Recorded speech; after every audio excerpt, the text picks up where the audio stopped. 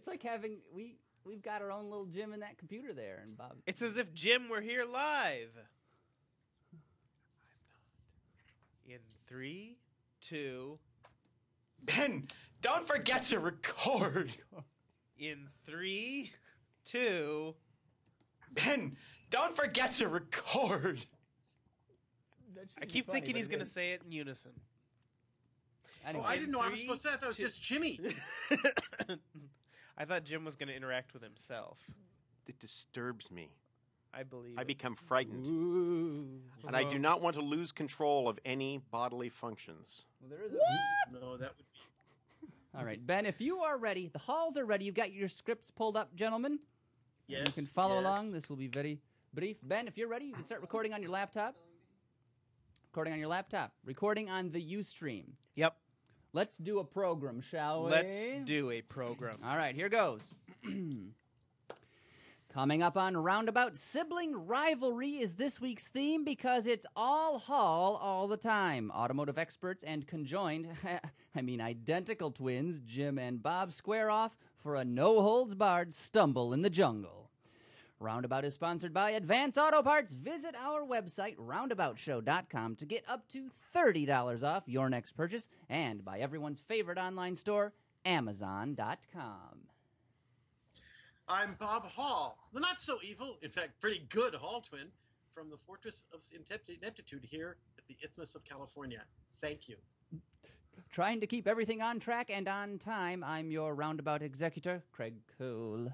And I'm here in person broadcasting live from the Roundabout Tower at 3 Blue Sky Plaza in the heart of Philburg, Michigan. And talking with a roll of quarters up my nose. Can I fit one more? Find out! I'm producer Ben Sanders. Remind me not to ask Ben for any change today. Oh, and welcome to the Gyratoy Hour. We are glad you're here.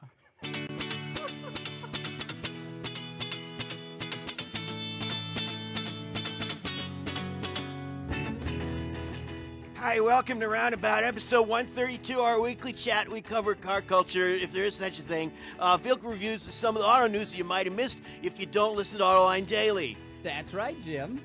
Greetings, this is no traditional Roundabout. It's Hall versus Hall, not Hall v. Hall. That would be a court case.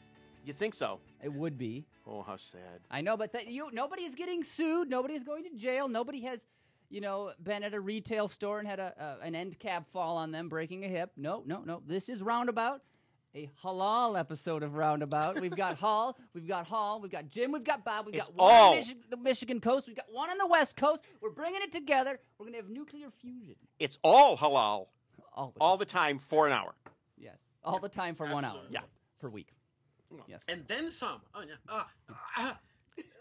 The control. Jim's adjusting it. Stop it.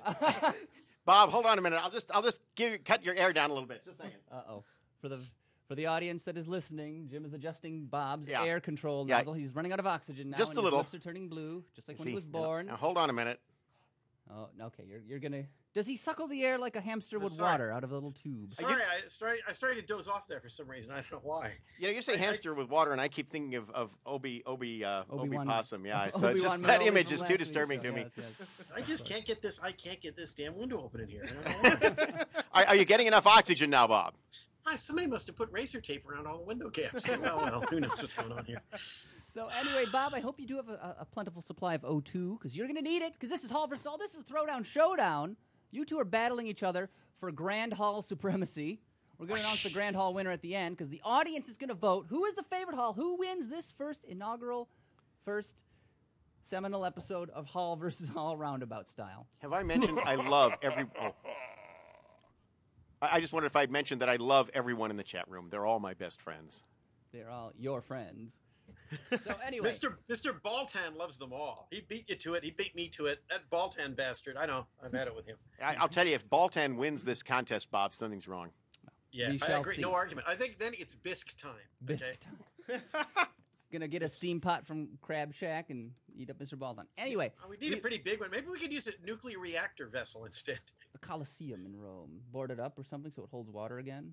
Some tar paper, yeah. Yes, tar paper would do it. Anyway, we're going to do a variety of segments in the first half of the show. We're turning the Roundabout formula on its ear, as it were. We're doing segments up top, Going to take a break. Then we're going to get Am I to right like your this? questions. Viewer-submitted questions. What's that, Bob? I'm on my ear. Am I supposed to stay like this for the whole show? More or No. less. You could, Okay. if All it right, gives you I'm an ready. advantage. Okay. Second half Go of the on. program. I'm ready. Second half of the program, we get to your questions, viewer-submitted questions. So it is not too late. If you've got something you want answered, you can put it in the chat room, or you can send us an email, roundaboutshow@gmail.com. Again, that's roundaboutshow@gmail.com. Now we've got Malonzo Mark in the chat room. He is our RoAB intern. Indeed he is. Genuine. He is going to be copying and pasting your questions for Jim and Bob and putting it into our super special secret document. Oh, so we'll be able to see the questions. Thanks. You will. Live. Live. Yeah. But that's later in the show. That's We'll later get in to the that show. after the But break. We're First just up, prepping people. First up, we got to get to some segments, though, Ben. And I understand the first one we've got on the list here, if my rundown is accurate, is a And little it ditty we probably call isn't. Meet Your Roadmates.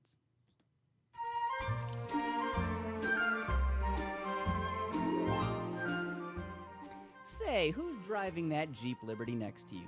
Why do Nissan Sentra owners always work at Coney Island? Each week, Meet Your Roadmates, or however often we do it, answers these burning questions and more. Now, in this special edition, the audience, as I mentioned, will choose a winner for each of our rounds, so no slacking off on the job. The winner, registered trademark, of each round will receive a patent-pending fabulous prize, registered trademark. So, Ben, what is our first vehicle of this week? We're going to do a little practice round, I understand, to warm these guys up. And perhaps I should explain how this game works. Perhaps you should. Very, very simple, guys. We throw out. I've never played this game. No, you I haven't. need to know these rules. But so you are technically at a disadvantage. I've not played Oh, this game Jim either. has I'm not always played at, I'm This always, is a new game for the whole. always at a new. disadvantage. Noi. I'm always at Oh, a yeah. disadvantage next to Jim. Okay. He is the senior I say that hall right, of 7 Jimmy? minutes. I've Anyway. been told to respect you today by Japanese friends because you're the elder twin in Japan. I am the older twin in Japan, yes. Okay. Anyway, we will throw out the name of a vehicle, and you will describe to us what sort of person would drive said vehicle. And Okay. please, we've put links in the rundown. Please feel free to follow them. And these specific vehicles may give you more ideas of who would drive this particular vehicle. So let's This get to our version. sample round then. Let's do that. The first one up is the 2011 Range Rover Sport in Actually, Ranger Rover it's Sport the Ranger Rover Sport. in Kuwait. So take a gander at that. And who would like to go first? I'm going to say Bob. Why don't you take a crack at this first? Yeah, this is in Kuwait because since I'm back here on the left coast of the United States, I see hundreds of these being driven by, well, let's say the nieces of film people, the young nieces, if you get my meaning. And they usually have the same color of blonde hair, and they usually have the same jewels, and they usually have the same kind of runty film producers in the passenger seat. Those are the ones I see here. But now in Kuwait, different story altogether. Different story altogether. I think what you'd see would be probably a gentleman, perhaps working with the United Nations. Okay, because a Range Rover is a lonely It's a vehicle. Ranger It's- Rover. A Ranger Rover. It's a Sport. very lowly vehicle. It's nothing that a Kuwaiti citizen would be seen in because they don't have any gold trim. And it's got that twin kidney grill. I mean, right? Am I right? A kid Twidney grill, I thought, made from real kid skin. All right, Jim. Well, when I look at the picture of the Ranger Rover Sport, and I realize that it's probably very close to the person that may or may not drive a BMW X6. Okay, this is someone who is absolutely obsessed with style above everything else, and they want a vehicle that seems very small until they walk up to it, and they have to stand on someone's shoulders to get in the trunk. This means this is for basically short people. So this is a short individual that probably works at the duty-free at the airport in Kuwait City. And what they do is they're skimming a little bit of the gold because that's how it's done. That's their yeah, currency there. exactly. Okay. It's zero gold, and they bought this vehicle so they can take a lot of the liquor that they don't want to be sold and they burn it Like biofuel, you're saying. in the Ranger Rover Sport. Johnny Walker Blue. Exactly. Well, yes, which is the ultimate marketing. Yeah, so that's who I think would buy it is somebody. We're a little short guy in the duty free. Well, let's see what the audience thinks. Have we crested audience yet, Ben? Plural. Let's see. We have not yet hit the threshold for audience. Well, We're we still got- at audient. Okay, singular. But that was a test. So Yes. maybe we need to do round one then. Yes. I think let we us go. should. And so, in order to do round one, as you know, I do not pick these. I have no part of it. It is completely random. It This is is done by our the roundabout computer. Correct? roundabout supercomputer. Please Computer. give it its due. And It takes a few tries. It's a compression sorry. ignition. There we go. All right. So, Jim, you will be going first for round one. And our vehicle is... by the way, is that computer using Windows Vista? We're still It on never Millennium would have Edition. started. Oh, yeah. So the vehicle in question, coming to us from Moti Nagar in India, the beautiful subcontinent.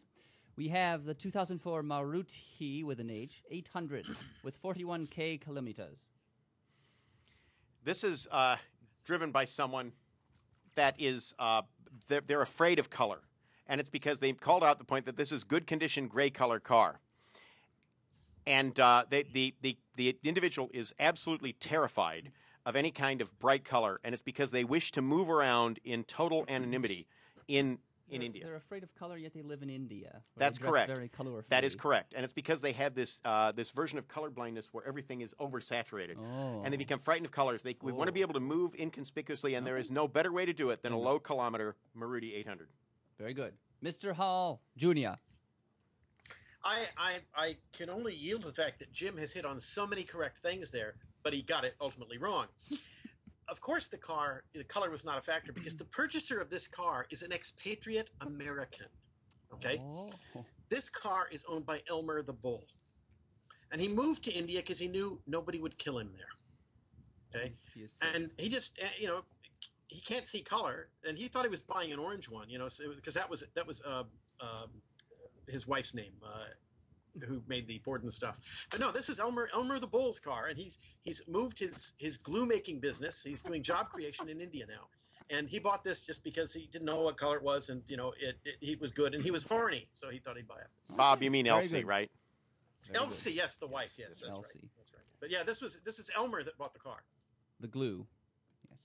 Okay. Because he doesn't want to be used for that glue anymore. He wants to keep them hooves. Okay.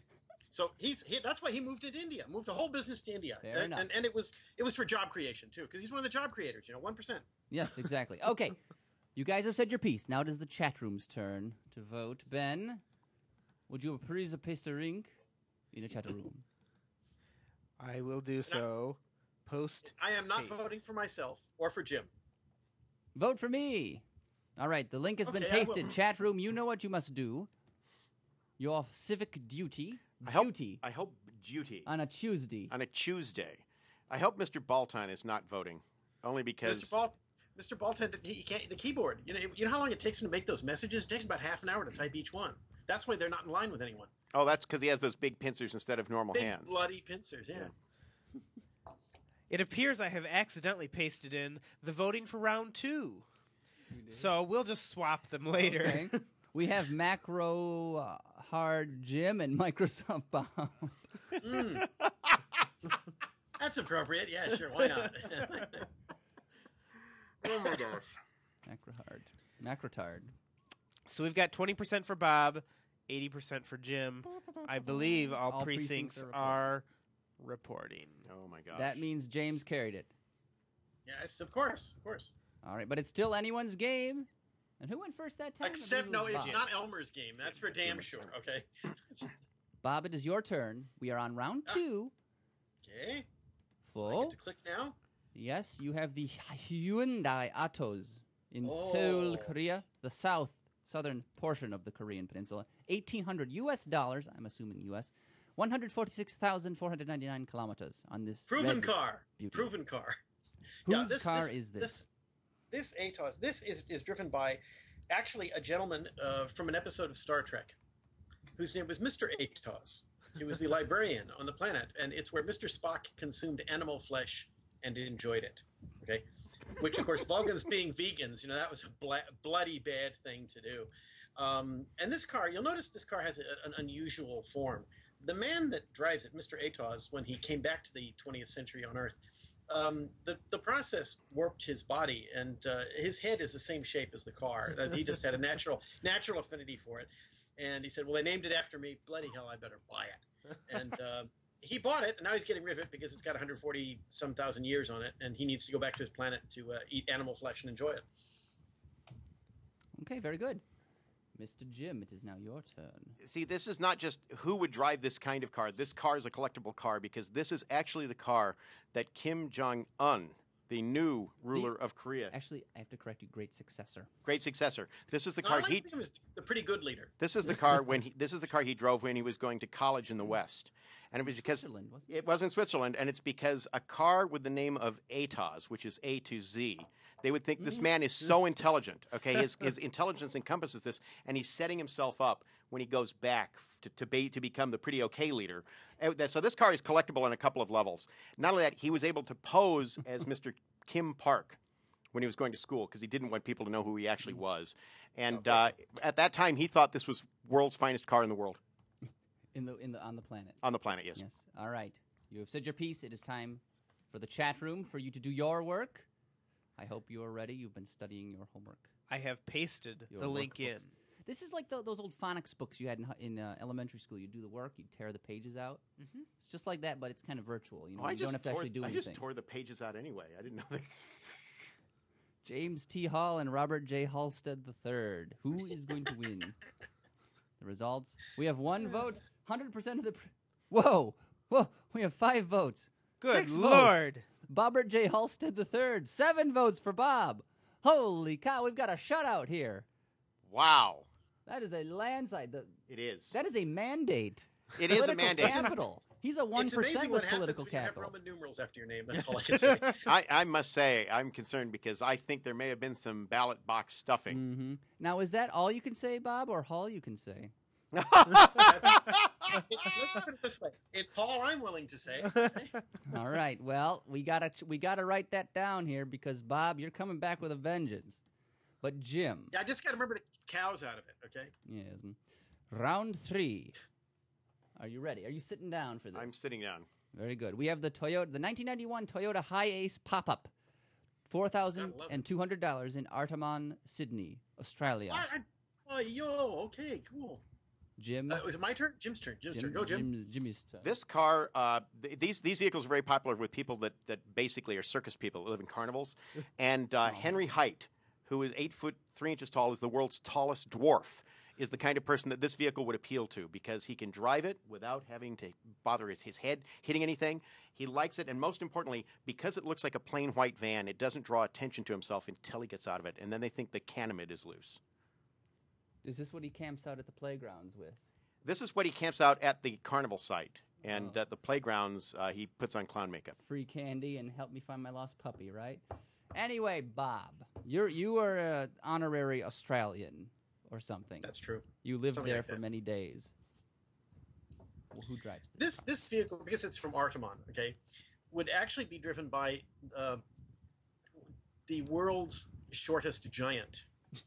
Okay, and Jim had it right because he was on the right direction, but he was in fact this man was in fact he had to live in this because he had a real big problem with flatulence. Basically, he couldn't get an apartment, so he bought this vehicle, and that's why you notice it has a gas cooker and a gas bottle. Okay, he was filling, not emptying. And he purchased this car and ended up parking it. The Artarmon local authorities ran him off, and they sent him out to Chatswood, which is farther away from Sydney. And it's been okay, except when the wind shifts. That's why he's got to sell it. And no one's lit a cigarette near it. Oh God, no! Of course, look at. I mean, there's no damage. Okay. Very good. So, chat room, Ben, please pastulate the link, and we may see who the winner is. Hi. And then we have to award the fabulous prizes, Craig. We will. To the winner the of prizes- each round. The prizes are these prizes awarded to our people in the chat room? Oh, no. Craig and Ben. They're awarded to this our is a honored very guests. even. This is an even split here. We have 4 votes for Bobby the Pin, 3 for Jimmy the Lock. But it looks like all precincts are reporting. Jimbo, how long have you known these guys? Sorry. We'll continue this offline. You won, Bob. Don't be a sore winner. All right. I'm so not sore. Bob has Oh, wait a minute, curried the getting day. sleepy. Congratulations, Bob. 2-1. Hold on, Bob. Just let me Thank you, turn thank this you. control here. All right. So, shall we announce the prizes, Ben? Unless you want to do the bonus round. Well, let me check our timer because we've got to stay on If we task. do the bonus here. round, it could be a tie. You know We're that. at 20 minutes. Do you want to do the bonus round? It could be a tie if we do the bonus round. That would be dangerous. No, I think Bob has won this. I will yield Okay. to the He inferior yields. hall. All right. Jim yields. Then fabulous prizes it is. Let's see. What do we have for round one? Round number 1. I have Jim. an excitement. You have Cell English Talking and Map Navigation in Seoul, Korea. Oh, Congratulations thank on all you. the compliments. I don't know what I'll do with it. Jim, we supply English navigation for car. It is brand new one, not used. It completely works by English for map and announcing. Please contact if you are interested in. Oh, I will honor it and treasure it for the ages. Hey, look it. You know something? I think I know where Mr. Balltown's working now. He's writing stuff for these guys. Well, it gets better, though, Bob, because you are the proud new owner of a car black box with LCD located in Rio de Janeiro. Oh, yes. What Listen a to some of deal. these features. Car black box is now available for the drivers in Brazil. Have you been in trouble to prove that you were not fault at car accidents? Car black box can prove that you were not fault at the accidents. Can you believe that? That is a miraculous technology. That is amazing. Do you know what car black box contains? A lawyer, a 9 small lawyer. 9mm automatic. So there you go. Congratulations, Bob. You have carried the day on our first segment, but the show is far from over, Jim. Yes, I You know have a that chance only to too win. well. So, moving along. Good hustle, team. We're not going to give away the third fabulous prize? Oh, fine. Let's give it away to someone in the chat room. That sounds good. You guys have already Chosen won at one random. each. Well, Okay? you choose them at Mr. random. Bob. Balltown. Oh, no, sorry. Let's go to Domino. Domino's the winner. She gets the roller car advertising promotional sunscreen sticker with LOG. Detailed descriptions. This product is the most effective and economical tool for outdoor moving advertisement. It is used as a corporate gift to the customers. You know, it 3. saves from sunlight and UV. Did you know that? No, I didn't. Yes, and it acts as sunshade in car. Is it easy to install? No tools required? I believe that's the case. When it saves that sunshine UV, what does it do with it? Where does it store it? Absolutely, Bob. Every day. Minimum order quantity 2,000 pieces. So there you go. You could shingle a house. With advertising. Now, I cannot imagine anything more special. That would be Your stupendous. neighbors will love you. Hang on. It's an election year. There's a lot of money to be spent in advertising. Okay. All right, very good, team. Now that all the prizes have been awarded, we've had our showcase showdown. We're moving on. Design halls. Design halls? That sounds like great fun to me. Do we have a theme for that? We ought to.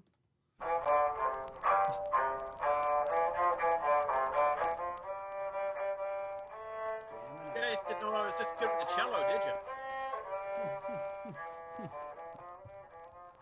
All right, in this segment, we cover design. The Hall brothers are famed for their knowledge of the automotive design side of the automotive industry business. Automotive? Jim, you studied at the College of Creative Studies. Out in Art Center, Art Center. Pasadena. Yes, in the California. California, yes. And Bob, you've done stuff as well. Yeah, yes. Dropped a lot. Just like that. Just drop that. Yeah. So we are asking you. We're asking you for some to walk the audience through, because design is kind of a mystery to people, the lay public, myself included. You know, what are some of the tricks of the trade? What are some of the things that you guys would do to cars that are on the market today to improve them? Because design is this constantly moving target. Jim, why don't we start with you?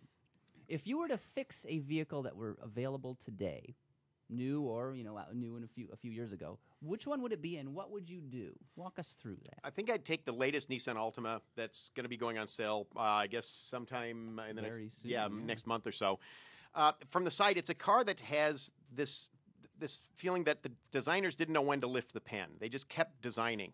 And as a result, it's got this body side sculpture line that rolls over the top of the wheel. It drops down behind the wheel. And that, along with the daylight, the base of the window, the daylight opening, it makes the car look like it's sort of pinched and unnaturally bent. I think I'd try to straighten that out on the side. That's one thing. Jim, it's kind of Jim, a does pickup. that character line actually roll over to the car behind it? No. Okay. The I rear thought it just lamp. spoiled the cars behind it. The rear lamp graphics Well, on the hold on. So you're saying it's kind of a curving, It's like a a curving- kick-up, kind of like a Charger-esque type except thing? it's on the front fender. And the Okay. problem is they bring it down on the back side of the fender, and when they do, they bring it down a tad too far. Ah. And as a result, there's this section of body that gets sort of fat and then thin, and it's not. It's sort of it's an unpleasant shape because it's almost like they sculpted it too much. Mhm. And instead, I think I'd straighten it out a little bit. You'd still put a dip in it. The other thing is it has lamp graphics in the rear that are convoluted at best. They sort of boomerang around, and as you walk around the car, they actually look like they twist around. It's very strange. Oh, that's the old one, Ben. Yeah. Well, he had Yeah. the new one up. I but know. This is some, And I think that they just need a little more discipline around the rear lamp graphics. yeah, I see what you mean. yeah. Hooks around the side of the car. Exactly, The and tail lamps, it cranks asymmetrically. It just needs to be tightened up, generally speaking. Okay. Very good. Some sound advice for a new model about to be available. Yeah, so it's too late to do any of this, Yes. They've made the dies are cast. Literally. Literally. All right, Bob, what is your pick and what would you do? Okay, well, my pick is the die has been cast and thrown away because it's a car that's out of production. It's the NA series Mazda Miata, the very first Miata, which I've got a little bit of affinity for. But there's an old thing, and Jim knows this from his days in the industry too. Whenever you do a car, the worst thing you do is to do it for yourself. You need to do it for your customers and for other factors. But it's nice to have what you want on it. But the Miata, as it came out, there are little things on it that probably don't make any difference to anybody but me. But what I would like to see in the car when we did the first one would have been, and I'll start at the back and go front, the opposite to Jimmy, circular taillights, because they're nice and pure and simple and look right in a sports car. The number plate on the Miata is between the taillights. I would have put the number plate down in the bumper to simplify the rear of the car up. The body section on the Miata has a gouge in the body side, and that was for allowing Mazda to use slightly thinner metal to make the car lighter by putting more section in it. So it's like a crease. It makes the something, metal right? rear more rigid. It's a lot of Yeah. it's for handling the part in the plant. Like a That too. stiffening bead almost. Yeah. Right? Okay. What I would have done is I would have replaced that with a bone line like General Motors used to put on a lot of their cars, like the first generation Camaro. Jim knows exactly what I'm talking about. When you got in the door, there was this relatively subtle, simple crease across it. Okay, and I would have just taken the gouge in the Miata and done a bone line with that. That's it. So is that just Up front- another name for a crease then? It's- Bone line? It's a different, yeah. A bone line is a break in the surface where you transition from one surface to another and it becomes an undercut. Ah. And what the Miata had was a ditch that was literally a semicircle cut into it. Okay. And it just would simplify it, And the other thing I do up front, which is pretty simple, is I'd go probably use fixed headlamps, and I would. I like circular headlights on cars and circular taillights. I'd look at circular headlights of some sort, maybe something a little bit. Excuse me for saying this, Porsche 911-ish, for lack of a better description, but integrated as well as you could into the car. Mm-hmm. That's it. But I'd like to see something like that. Pop-up headlights were very much a thing of the 80s when we were designing the car. Yeah. And my argument with pop-ups is on two grounds. One, they're extra weight, and two, they're extra complexity. And it Something else to I always thought And they tend I'm to look worse when they're up. that's good. Fixed headlights to be simpler, lighter. That's all. That's what I do with Miata. So Dr. Bob's prescription, not a whole lot of changes, but sound design advice. Now, Jim, design tricks of the trade. What are some of the things designers use on cars that, people may not notice? The things they do on some cars to hide stuff, and one of the interesting thing is with offset crash becoming bigger and bigger now, you find that We just lost Bob. you lost Bob. Oh no. Mark it, Ben. Marking it. Should I go ahead with what I'm saying? Let me see if I can get it back real Okay. quick. Sorry. I saw Bob on the screen just freeze. I know. This intermission is brought to you by Advance Auto Parts. Visit our website, roundaboutshow.com, and follow the banner ad on the right-hand sidebar of the page. You can save up to $30 off a purchase of $100 or more. What's the deal with this roundabout show? Like egg salad at a family reunion, it's getting everywhere. It's showing Bob not online, so he must have had computer trouble. I'm sure he'll show up. Maybe we can resume, and then we can call him back. Okay. Want to do that? So let's just start. If you mark it, I'll just ask the question again. And whenever you're ready. Okay. So, Jim, why don't you walk us through a few design tricks of the trade, things that designers use on vehicles that, your average person isn't going to notice? One of the things that's happening now in cars, because of the offset crash requirement, which is where they run a car into a barrier and instead of hitting it end on, it basically hits in front of one of the wheels and it'll push the wheel back. So like the IIHS offset. Yeah, the offset crash is a really difficult thing to do. And one of the ways you address it is you add front overhang to a car. And one of the reasons you add front overhang is it gives you more space to dissipate the energy before you get to that front wheel. Because once you hit the wheels, the reason they hold cars up is they don't collapse. So when you hit them, they want to move back into the passenger's compartment. And it causes all sorts of problems down in the footwell. So one of the things they'll do is they'll do a lot of plan view taper. Now, plan view taper is when you look at the car from the top. Like a floor plan. Yeah, you're looking down at the car from the top, and it's basically curving the front. You put a lot of curvature on the front end. And when you do that, you hide the overhang as you start to move rearward looking at the car. It literally, the overhang is sort of running away from your visual point. And on, you see some cars, and you realize they have a phenomenal amount of overhang. But as soon as you start walking towards the rear of them, it looks like it goes away. Now, there's some cars that have very little front overhang, and the guys it's part of their design DNA is BMW with the 3 Series. Now, part of the advantage they have is, because they have a long dashed axle. In other words, the distance from the door cut.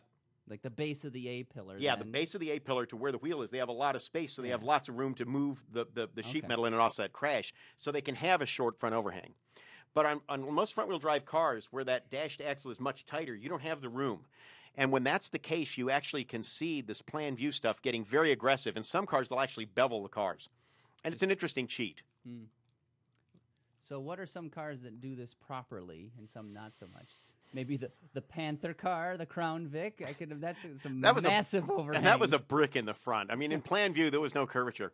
Some of the cars that do well, I'm trying to think that if you actually look at the Lexus GS, the new GS, it actually has a fair amount of plan view to hide it. So if you start moving rearward, the front overhang disappears very quickly. They actually do it also on the new ES. Same thing's happening. And there's a fair amount of this on the Nissan Altima I mentioned. The Altima has a lot of plan view curve to it, and they bevel it there. So manufacturers do this. Again, the whole idea is to make the cars look less like they're really, really, really bumper forward. Good advice. Now, do we have Bob back, Ben? We do not. Shall we try and call him? Did he have a leisure stroke? Let us hope not. Yes, I believe it did. Now, I'm going to call Bob, and if anyone has extremely good hearing, they would be able to find his secret personal telephone number. But, no, that won't happen.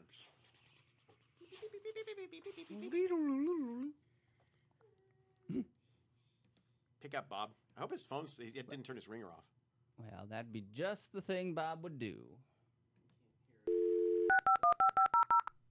That's not me calling you. Oh. Bobby, we lost you. Okay. Chat room, do you like what you... That's enough, okay. Ben. Bob apparently lost all internet at the secret location, but it's all starting up now. And do you want him to call you, Ben? I will call him when he appears. He will call you when you appear, Bob. Otherwise, we can call him on phone. But you know how to do this. You've done this before with him. That's right. When he loads Skype and it's up, he'll see us. Okay, Bob. He had an internet stroke. He did. His internet system had a leisure stroke. Yes. It was not a comfort stroke. It was a lackadaisical stroke. But it was, it's just being able to put your feet up on the table and go. It's amazing. It's amazing what Jim will do to win these. Okay. Did he move the other knob, the one that controls all the electrical power here at the Fortress Ineptitude? Bob, it's a foot pedal. I thought so. That's why there was no movement, I see. Yes. There he is. We see you again, Bob. Smile for us all, won't you? He's got the Hall Man juicer going. Having some more of that salt beverage he likes so much. Wait a minute. Am I on now? No, Bob, we can't see you. Are you getting enough oxygen? He's got the Lyo scrubbers running. Anyway, Ben, are you prepared? Just a moment. Fix my camera here. Hold on. AM2 joining us. He's waking up in the morning. He's using the salt for oxygen. That's right. There's oxygen in salt. It's a little known fact. Sodium chloroxygen. That's why it makes cars rust, correct? Exactly right. It's the only reason. Everybody knows it. You told me, Jim. It must be true. Yes. Remember, Bob, I've only told you the greatest parts of science. Yes, I know. Oh, my I particularly like the science. one about how goats can be used as an auxiliary power source. Yes, Bob, and I know you have several of them in your home to keep the house warm and toasty. That's right. It's a little stinky at times, but you got to take the good with the bad. All right. Ben, are you squared away? And We are Bob, squared. You're squared away. So if you Mr. guys Baltan pause, disappeared, didn't he? How strange. so if we all do a brief pause, Ben will mark the script, mark the recording, and we will begin again. And Bob, it's your turn to go. So I hope you're ready for your design tricks of the trade. Okay, but did you get everything on the Miata? We Yes. did. Yes. And then we started Tricks of the Trade. I did the plan view taper thing, so you take it up from there, whatever you want to talk about. Okay. Ready? Okay, let me know when Ben is ready. All right. Ben, you ready? I'm ready. So mark it. All right, Bob. So we just heard about plan view taper from Jim. What are some of your recommendations? If you were the doctor, what are you going to write on that little scribble on that little notepad and hand to the patient so they can go Okay, get well, the first of prescription? all, they won't be able to read my writing. Okay, so it won't matter. Okay, I'll just call the guys up and say, look, do it this way. Forget what it says. Okay. No, but Jim's absolutely right. Plan view is one of the greatest secrets that I think maybe should be used more. Okay. But another one is that the classic one, one of the big problems with cars now is the body section is real deep. And if you can take the window line and drop it low, well below the base of the windscreen, and the people that have not been really great at that have been Chrysler 300, which makes, it's like you're driving in a pillbox. Some people like it, but it does make a car look lighter and lither, if you lither. More life. More life. More light. That's right. It puts more life in Lithograph. it. If you can drop the belt line to reduce that section. The other thing is that wheels have a huge impact on a vehicle because people tend to see them. And if you have a wheel that's got a fair amount of voided area and is spokey, it makes the wheel look bigger. If the wheel looks bigger, without going to those dopey 23-inch things, it helps make the car proportion look So better. voided area, is that empty space you're saying? Empty, so you can see just in like inside my head. Okay. there? Full of gas, right? No, evacuous. Totally evacuous. A So vacuum? turning off the air in your room shouldn't have any effect. It gives me it actually helps my headache go away because you're equalizing pressure. Okay. So you're saying cars should designers use very large and open wheels, and then also No, but not you don't have to go too large when you do that. That's the secret. Okay. And don't rather need than have these 20-inch wheels are kind of neat. I saw today a Bentley sedan, the new one. It's not a Continental, is it? No, the big car, Bob, or the one that's like a Continental, a sedan version of a Continental. it's Continental sedan, the Flying Spur. Continental sedan. Yeah, Flying Spur. Saw one on the freeway when we were picking up Moss at the airport, and it's an attractive car, but it had like these 23-inch dumbass wheels, and the first thing it did, it made the car suddenly look about 3 feet wide. The proportion of the car was screwed up from these giant wheels on it. Wow. And it's all about proportion with cars. Michael Simcoe, a buddy of mine at GM, used to say, you get the proportion right, and then you can make a lot of mistakes. But if the proportion isn't right, you're in big trouble from day one. Yeah. So what are some cars that do this right, others that do it wrong, aside from this modified Bentley? Oh, boy. I'll tell you a car that had the right idea but did it wrong was the Chevy Volt. Ah. Okay. And Jim knows what I'm talking about. You know how the Volt has the black graphic below the belt line? Mm-hmm. The purpose of that is to make the windows look larger. But when you make the windows look larger, you have a problem. You bring extra weight into the car. And also, if the door glass is tall, it might not drop entirely down into the door. So you have a piece of glass sitting up like the Pacer had. You remember the old AMC Pacer? You couldn't put the windows all the way down in the Pacer. So they actually raised the door trim panel to serve as an armrest. So you weren't resting your arm on the corner of the glass. So even the front windows would not roll down all the way? No, the rear windows didn't roll down on a Pacer, but the front windows on a Pacer, if you roll them all the way down, they were still there. And as a result, the door trim on the inside had this raised area, so if you rested your arm on the door, you didn't hit the glass. I see. And it worked really well because outside you didn't notice it. Okay, but in the case of the Volt, for whatever reason, they did that black molding, and it in some respects you could argue it calls attention to the problem rather than if they had put a deeper window, it probably would have looked a little bit better. And I'll have to refer to Jim on that, but that's the way I see it. Yeah, it basically is a cheat because they didn't. They probably could have done it that way, but there's another issue going on with the little Volt logo in the front fender, and that's because Bob Lutz thought that the Volt production car should look like the Volt concept car. And that was one of the things on the Volt concept car, but other than that, it doesn't look like the Volt concept car. Sadly. Well, That is Design Halls, and that is the way it is. So, Ben, Yes. I think it's time for our next segment. And I Is it? understand you've got the sound effect queued up. Do you have that ready? Absolutely, I do. Oh, Take it away, Bob. No. I'm getting a little better, aren't I? You got to improve your fingering, Bob. What? I'm supposed to use my fingers? I'm using my toes. He has Christ, nobody prehensile ever told me that. toes. Anyway, it's time for Roundabout's newest game, or at least one of the newest games, where we name the cars and the halls. In this case, will tell us the rest. The audience decides who wins, and it is called a car by any other name. Now, in each of our rounds, I will announce a fictional make and model. Each panelist, Jim and Bob, will take his turn describing, based on said name, what kind of vehicle fits the moniker. So, for instance, if I were to say Langostini Clarafino, it might evoke an Italian compact aimed at financially secure millennials, intended to evoke the carefree joy of an afternoon at the beach, enjoying a lobster steam pot, for instance. So, for a few extra points, you might want to mention who designed the car, where it was manufactured, what drivetrain layout it has, what's under the hood, is it hybrid, is it steam-powered? The choices are yours and yours alone.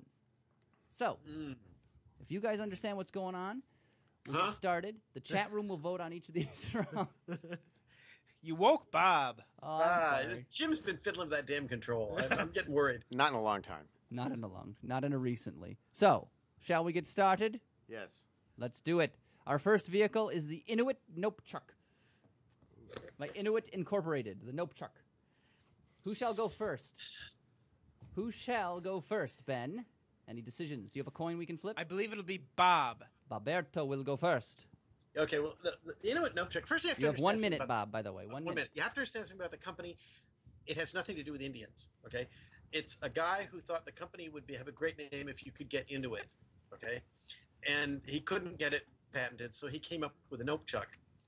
And he was a martial arts fan, big fan of nunchucks, but he didn't have any, so he was called a Nope Chuck. It's powered by a V5 engine that was drawings he picked up from Buick when Buick showed it at a press conference. He had an uncle who was a journalist and fell in love with the idea of the V5. Half your time is up, Bob. And it has two-wheel drive with the left front and the right rear wheels driven, and it's called Sport Drive. Okay, it's unique, and they play up the uniqueness of the car. It also has a whale baleen trim on the dash instead of wood. It's very, very stylish. Getting expensive to get, but they've been buying from the Japanese, who use the rest of it for experimental purposes. And eating. The whale. They just use the baleen because the Japanese haven't figured out how to eat it. 4, And it's available at a dealer 2, near you. And you're done. It is a whalebone corset. All right, Jim. I believe Bob just had a leisure aneurysm. Let's hope not. That's I'll hard be to okay. recover from. I'm not A leisure cerebral hemorrhage. All right. Jim, it is your turn. The Inuit Nope Chuck. Is the only car made in, Nunavut, the new territory that is actually what used to be part of, Northwestern Territories, but they've turned it into a province. And the most amazing thing about it is the only car on Earth that can run on either biodiesel or reduced whale blubber, making it incredibly popular.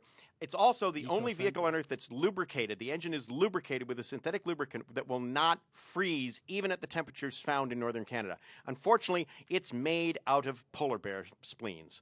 So the car is exceedingly expensive, but it runs in the most horrid conditions. If you were to operate one in Southern California, though, it probably would last about 10 minutes as all of the liquids boiled out of it. And I believe Son of a Jim is bitch. I just had to fill time there. I know. Tap dancing. Okay, so the chat room. You got to paste that link in there, Ben. And I do. A little analysis, though, right? Yeah. If you want. What do some. you think? Very strong arguments. I like Bob's description of the whalebone trimmings, the furnishings inside. It's Very very stylish. luxurious. Very Very luxurious. stylish. Yes. Don't know how good they'd be in a crash. It's probably splinter That's what I was horrendously. thinking, Like a splintering battleship- bone. Like a ship of the line in battle. But just think, when your neighbors saw it, they say, "Wow, that's really sharp." So chat room, I hope you have primed your clicking digits, because Ben is going to put the link in there as he already has. So let us see who is winning. We've got Jim or Bob, and the results are... There's one thing I have to say bothers me about this car on both counts. Okay, we're still dependent upon the Japanese for the whale stuff. Okay, the stuff they don't use for the experimental purposes, that is. Right. So it's not good for balance of payments. So we have a trade deficit Either in way, whale. Instead of an oil whale of a dependency, car. whale dependency. All right. How are things? We have 4 votes for Jim, 2 for Bob. Bob with 33%, Jim with 67%. Are all precincts reporting, Ben? It appear. It appear. It appear they may be, Craig. All right. Actually, you going to call this one? I'm going to call it for Bob, but I shouldn't, because I should call it for Jim, because he has 67%. Jim, congratulations. You have carried the first round. But I of thought this he just segment. gave it to Bob. I thought He he was just. lying. Oh. That's what he does. Oh. Thank you all. Man, Have a cake. Mana burn. All right. With Very the good. compliments. With all the compliments. With all the compliments. All right, gentlemen, are you ready for round 2? Jim, are you ready I'm ready. for round 2? And I believe Jim goes first this time. That's correct. Yes, So- he does. He's the victim. This I mean, the vehicle is called the 2013 Exeter Ah, from the Vapor Explosion Engine Company. Yes, the 2013 Exeter uses a special vapor that is highly explosive, but it does not use gasoline. It does not use gasoline. What it uses is it's hydrogenated vegetable oil, and it's micro aspirated, and it is ignited with a very small turbine engine. Now, the amazing thing about this is the engine is colossally smooth. The vehicle is absolutely silent, and it makes 9 horsepower. So it's an incredibly safe vehicle because you cannot be injured at any speed that it can actually attain. Conversely, many people have been hurt when they've been rear-ended by cars traveling 40 miles an hour, and the jet engine explodes. It's absolutely horrible. But for those who like an exciting low-speed ride, there is no better choice than the Exeter. And now you understand why it really should be called EXITER. Exciting and low speed? Is that possible? Of course, because you have to worry about getting rear-ended all the time. And turbine engine power. Well, no, turbine engine explosion. Because it's a vapor explosion. It is a vapor explosion, an exciting vapor explosion. Vapor explosion. Very good. I think Jim has made his case, and that means only one thing, that it is Bob's turn. Begin. Yes, the Exeter. Well, first of all, Jim had part of it right. They did exit. They exited from the market because they had a couple of problems. One, they launched in a 2013 model year, and they played up 13, not realizing it was unlucky. And the Vapor Explosion Engine Company was because they used a combination of powdered magnesium and liquid oxygen instead of fuel because they figured it to be more available. It's a little expensive. And every one that they built, the engine did indeed explode. And in one section, it took out 3 city blocks. So the company is actually right now dealing with a number of critical lawsuits. Not as many as the Benson's Quality Nitroglycerin Company, which had that truck accident on the highway. But Was it on Highway 10? Yeah, it was on on Highway 10. Yeah, on Highway 10, the Ghost Highway. The Ghost Highway, But yeah. so that's they did exit from the market, and it was just bad timing, you know. And It's an Edsel they did have- situation. yeah, one thing they wanted to use the name Edsel, couldn't use it, and they tried to get Bob Lutz as an advisor, like Lotus. What did you think about their chief engineer? I understand that he's an amazing man. He is an You amazing had your man. It's a rare time, Jim. privilege working with him. All right. The gentlemen have said their piece. Ben, you are preparing to paste the voting link in the chat room. That's correct. But in Very the meantime, your Interesting instant. choice with the turbine engine from Mr. Hall here to my left. I would have thought it was a different kind of vapor explosion. No, but they used the turbine engine to ignite the gas in the piston. but not gasoline. Not gasoline. They're not using gasoline. No. Gasoline is too dangerous. It's hydrogenated vegetable oil. Correct. Like a Murphy's oil soap, but not. No soap. No. Chat room. Vote early, vote often. Who is going to carry the day? Who's going to carry this round full term? Oh, who can say? Right now, it is neck and neck with Oh 3 my for God. Bob, 3 for Jim. I think this. Oh my God. All precincts are reporting, Ben. And I'm afraid to say we have a tie here. It's 3-3. Tie. It's How- 50-50. How appropriate with two brothers, one good, one evil. Oh. Which I wonder will win. We will eliminate the G-Man. And look, I didn't even vote for myself in there. Well, I can't because Balton's gone. Well, we just have just squeaking in. We are counting the absentee ballots. It looks like Jim has carried the day 4 votes to 3. Congratulations, Jim. I am sorry, Bob. He has won round 2.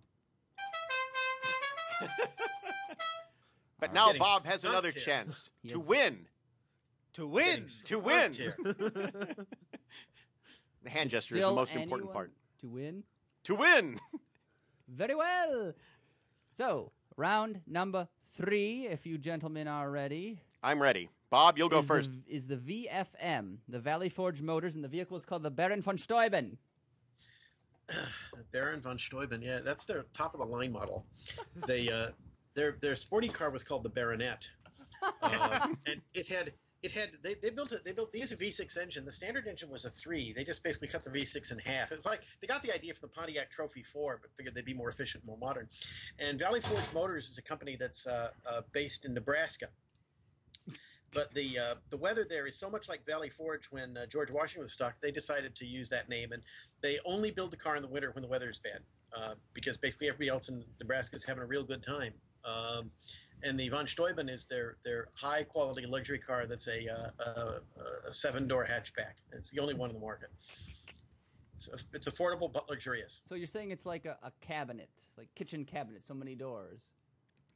Oh, it's much better. It's more usable. It's attractive. It has the same sort of style that you'd expect from a 1989 Korean car.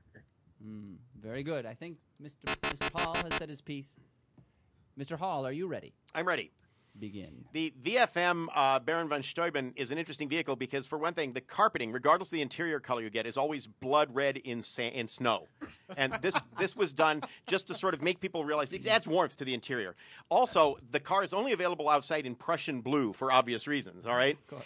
And it's considered not their most luxurious car, but it's the car that they consider the car that everyone should think of when they think of Valley Forge Motors, because their other cars, for example, the charming Bird convertible, no one wants to buy it. It has air conditioning that cannot be turned off. It's always on a polar waste setting. And the other thing is that they're known for their splintered wood trim inside. But these are genuinely cars that take into account the foundation of our very country and how it was formed. Freedom. Yeah, They should these cars are about whale freedom. instead of that wood. What, Bob? They should consider whale baleen instead of that wood. That's been done. He meant whale. Whale. Whale. Whale, Oh, okay. Why did you Whale. just say that? All right, very well. All right, Jim is done as well. I like the blood red interior. I've got to say that is very Stylish. evocative. Hey, watch it. No lobbying. Oh, I'm sorry, Bob. Please forgive me. I have to be respectful to you again because you are the older brother in Japan. For Yes, some it's true. reason. It makes no Peculiar. sense. Ben, are you primed and ready? I am primed, partially ready. He's at half cock right now, folks. I'm pasting it in. But your thoughts, Craig? I can't even make a call. It was so evenly matched. So I'm Ben. trying to imagine the blood stains in snow. Is that sort of like the cow pattern, but red? Yeah, effectively, but with like little footprints, sometimes the toes showing, and Oh. sometimes showing where there weren't toes because it got too cold. Okay, It got Yeah. too cold. yeah, Numbers you know don't the fit toes in. are only there for a little bit of time when it gets cold. Then they take a hike. We've got 6 votes. We need another vote. It I is think we had once 7. once 7. again neck Oh. to neck. Neck to neck, turkey giblet versus giblet. Well, the necks of the giblets. There's a lot of good meat on the neck. There's a lot of good meat on the neck. That's disturbing. How you can prepare it? You cut it up, put it in a stew with potatoes or dumplings. The kids love it. The crunchy cartilage and bones. They love them. I think we have to call it I for a tie. Is it a tie? It's a tie, I 50-50. see 4-3. I see 4-4. Well, if it's UC 4-4, then yours is It's up a to tie. It Whoa. must be. I see Well, 5-3. I see 7-3 for me, but I Must be am the drug. apparently Is this looking a at the wrong. debold count machine? You have the here? wrong one. That's round 2. I do. That's round 2. That's right. Now you got to go round 3, Ben. Good job, Ben. I'm going to rewind it here. But wait a minute, round 2 wasn't a tie. What's going on here? I don't know. We Round called it. We 3. called it too early. Okay, so it does look like Jim won. Sorry about that, Bob. Do you have Okay, a level looks like down, the last Ben? one. There's something very strange going on here. James? I'm Congratulations. respectful of you, Bob. I think you might be right. Something may be going wrong. Now, I don't believe that, but I'm telling you that because I'm respecting you in my own special way. I see. Well, All thank right. you. Appreciate it. Gentlemen, you may dispense with the pleasantries, admirals, All right. because it is time for round 4, our 4th and final round. I think we're going to call it here, Ben, at 4 rounds. No more? Question mark? Question mark? Do Question you want mark? more? I can't You tell possibly. me. I can't possibly win. It's still anyone's game, But Bob. he could if we had 2 more rounds. All right, fine. Perhaps. We had 3 more rounds. These are okay. These are our Bob. special speed rounds. Yes. Okay, You so you have got to do it 30 fast. You only have 20 seconds each. Okay, fair Okay. enough. Round 4 is the Canary Wharf from Leisure District Motors. A fine vehicle. The only thing is that they designed it to operate only in a limited part of reclaimed London, and that is definitely not the leisure district. That's the banking district. The car doesn't sell because it's cross purposes with its natural market of basically money scumming sort of investment bankers in England.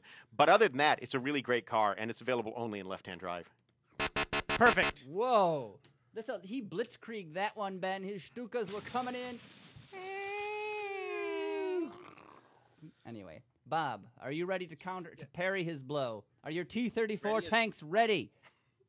Ready as I'll never be. Are they crossing the Volga as we speak? And they are Storming Volga. Stalingrad. Leisure District Motors is a company that has focused on vehicles that are for North America that are right-hand drive only, and they have a special curb crawling gear ratio. And they're very popular in certain kinds of leisure districts, shall we say. The Canary Wharf got its name because it's only available in this attractive shade of two-tone yellow and kind of wood. And it has this. I'm it sorry. has Bob this wins yard- that one. He said the color wood. Yes. How nondescriptive. Yes. It's the color jacket. All right, chat room. There we go. Chat room vote. Every vote counts. Let your voice be heard. Change Jim's we can votes count believe in. twice. Ben, are you ready? I have pasted it in. You've engaged. Now, The Ben, link. is this the link for round 7 that you've pasted in? I was hoping so. Isn't that what round we're on? I'm Bob. I think we're on- confused. We're on round 314, aren't we? We're on. Round 4. 4 votes reporting in for Bob. I think I'm going to 5 eat this. votes. I think I'm going to eat this chocolate bar And here fennel. and have a handful of fennel.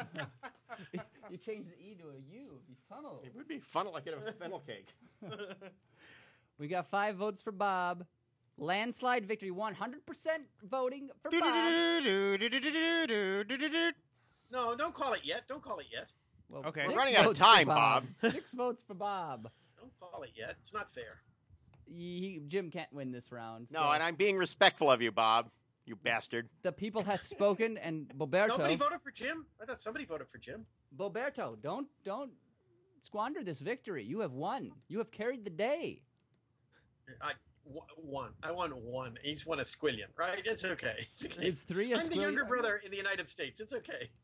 I All get right. him back onto Japan, and he's in trouble. It's Okay. still anyone's game, and Bob, it is your turn to go next. And our next vehicle, I know you're salivating. I can tell. I can hear it in your voice. You're ready to go. Our next vehicle is the Norseman Skraeling. Ah, the Skraeling, yes. The Begin. Skraeling actually is a Skraeling is an ancient Norse word for whale. And this car has a kind of backbone chassis that is actually made using vitrified whale spine. And the layout's kind of like a Lotus with a backbone chassis. And it's very, very stylish and has a special Nordic style that everybody loves. But I think it was known for its vibration issues. Vibration. Do you think so? So what is vitrified? Is it like pickled? It's turned into glass. Oh. The Norseman Skraeling is actually the export name for Norway's only car, and that's basically the Norseman Quisling.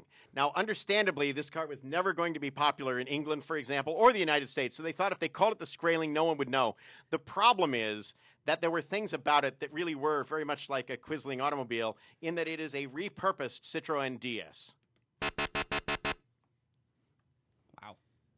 So, Bob, you're going back to the whales. Jim, you're breaking ground, going Citroën, the goddess, the DS. Yes, absolutely. Chat room, it's up to you. It's in your hands now. We cannot say any more. And, Ben, it looks like you have pasted it in. It's true. It's true. Und Nummer 5. 0 votes. I think they're abstaining. I think they are too. The only way to not get an STD. Abstinence. Oh, all right. Notice the negative, double negative, was confusing me. Look into the Colonel's eyes. He's celebrating America's bicentennial. Happy birthday, America. You know, this looks like it's had all 11 herbs and spices in it at one time or another. Ben just didn't wash it the last time he had sugar tea. Apparently, He makes the syrup. It appears they're voting by voice vote in the chat room as opposed to clicking the link. Oh, So, wait. Votes are now coming in. they I are am wrong. slowly- We have 3 votes for James, 1 for Bob. 25 to 75%. 40 to 60. 3 to now. 2. Bob is gaining. Is Bob going to be able to pull off a tie or even a victory here, folks? I can see the pie shapes are changing. The slices of pie are becoming more delicious. We've got Not sure I blueberry agree and with that. cheese. Blueberry and Cheese pie. Pie with just little sort of Little cheeselets. Cheeselins. Excuse me just a minute here. It's a pie where you put apple on top of it. cheese pie with cheddar cheese pie with apples Apple. on top. Yeah. Well, at this point, folks, we're going to have to call it. And I regret to say, Bob, that Jim has won. Jim has just got another vote. That sounds almost like the way I imagine the dubbed version of Mr. Baltan would laugh. So do we go to the final round? We better just do it. Hang on. Bob left and came back. He just got back in his seat. Oh, was he So- Yes. bandying his cudgel? I think so, probably. No, what happened was I realized that with Rick Santorum out of the running, somebody had to find something that made them want to vomit. So I just, Oh, I thought you would start to hit people around with the scepter. Sceptra. Scepter, sorry. I'm saving this for my trip back to Detroit next. You're The gonna need TSA it. won't let that Man, I on wonder, board. does this go in his check baggage? This Look is, at I don't that know, I feel it's regal. a cudgel. Oh, that's okay. Look at that beautiful engineering there. Ooh. It's very Very resplendent. beautiful thing. Anyway, round number 6. Are you gentlemen ready? Jim, I'm I believe ready. it is your turn to Am go. I first? And the vehicle is the Francesco Appletini. The Francesco Appletini. It's a vehicle for people who have had numerous DUIs in that there is an aerosol that makes them think they've been drinking Appletinis, which is one of the most horrid drinks possible. Yet they are absolutely alcohol-free, and the car has its own breathalyzer in the steering column. Sometimes police officers have actually set it off by exhaling into it. Are you implying that the constabulary is not sober? Not at all. It's just that, as you know, many times police officers enjoy good cheer. Good job. Fair enough. Bob, Fellers are gotta you ready? keep warm. 20 seconds on the clock, Ben. Begin. Chief Francesco at the police station near Route 10, where they have the beer drink parties. He drives one of these cars. Now, the worst, he has a badge that says Appletini because he really prefers the Livertini, which is a drink that's worse than an Appletini. Okay, so it's actually a sticker he put on a Livertini because it's Libertas, and he's just libelous. So. Bob wins for the liver reference. Yeah, absolutely. I We don't cannot do need to better than vote. that. That's Bob. Sorry, guys. It had little to do with the car. It just had to do with the guy sitting at the picture during the beer drink party. Sorry, alcoholic beer drink Alcoholic party. beer sorry. drinking party. Liver nugget. You haven't mentioned Amazon.com yet, have you? Speaking of Amazon, Amazon.com. not quite Amazon.com. Oh, all right. Let me explain. Okay. Our listeners, you got to stick around. There's going to be more hall-on-hall action after the break. We're going to get to your questions, your comments. Yes, the ones you, our loyal, stupendous, awesome audience, has submitted. And it's not too late. If you got a question, something you want addressed with the halls, we've got them both on the line, you know. You can also participate. Just send us an email at roundaboutshow@gmail.com, or you can paste it in the chat, and our official Roundabout intern, Mark Malonzo, will get that to us in the rundown here, post-haste. But in the meantime, we've got to thank our good friends at Amazon.com, as Jim, you so studiously mentioned moments ago. And you're taking a self-portrait now of yourself. So if you go to our website, roundaboutshow.com, we're asking you to go there. You'll see a banner ad at the top of the page. It's for Amazon, and everything that you purchase there, you click on that. Jim has blinded himself. He's blinded by the right. Anyway, if you go to our website, roundaboutshow.com, you'll see at the top of the page a banner ad for Amazon. If you click on that, it'll take you to the Amazon storefront. And we're asking you to do that. Anything you're going to purchase from Amazon, and they've got tens of billions of products there, literally everything you want. You could practically buy children if you wanted them on Amazon. Don't ask me how I know that. I ain't going to touch that one. Even if they were freeze-dried, I'd stay on that. Is that a pun? Make of it as you He will. waves me off.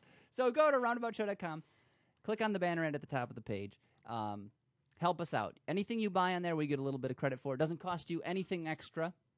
You're just helping out your favorite automotive podcast. And we like to highlight a pick of the week. In fact, we've got a picks of the week since we've got 2 halls on the show. Bob, your pick, auto-related. What have you got? How you feeling, girl? Forza Horizon. Do tell. That's right. The pre-order on Forza Horizon, which is the new Xbox 360 game from the Forza franchise, it'll be available on the 23rd of October, but you can get it now. It's $59 on a pre-order. You can get it on Prime with free shipping, and that's a 99-cent discount, which on a pre-order is pretty damn good. And for a game like this, which is utterly awesome, it's bloody brilliant. This is your favorite game. It will be, I think, if it's half as good. If it's half as good as Forza 4 is, and I'll tell you what I've seen on it so far, it looks fantastic. It's real world. You get to drive on freeways. There's traffic. Okay, it's extremely antisocial. What more could you Can ask? you beat prostitutes up? No, Oh, you that's- can't. It's that's not like Grand Theft. Grand Theft Auto has everybody beat on the let's punch the prostitute. If that were your sole Sad that you metric, can't do then- that in other games. You know? Donkey Kong would be hilarious, wouldn't it? In fact, you know, it'd be neat if you're doing Donkey Kong. If one of the things you get as add-on would be a scepter, okay? the downloadable content. Here's the scepter. It A doesn't work in scepter or a Forza. sceptra? On Forza, the downloadable content is really cool cars, like a Corvair. What can you say? Buy it. It's worthwhile.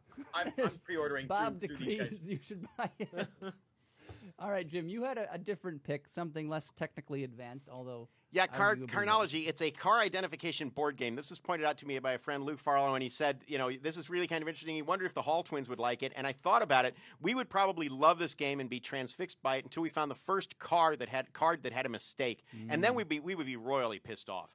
But I'm not saying it is flawed. It's just it's one of those games I really am interested in it, and it comes with like little metal card game pieces, which are useful because you can. These are not. It's packaged, I believe. These are not food. they're not labeled individually for retail sale. The whole game is labeled that way, but they tell you this toy is not part of the food component of Carnology. Okay. But it actually looks like it's going to be a really interesting game.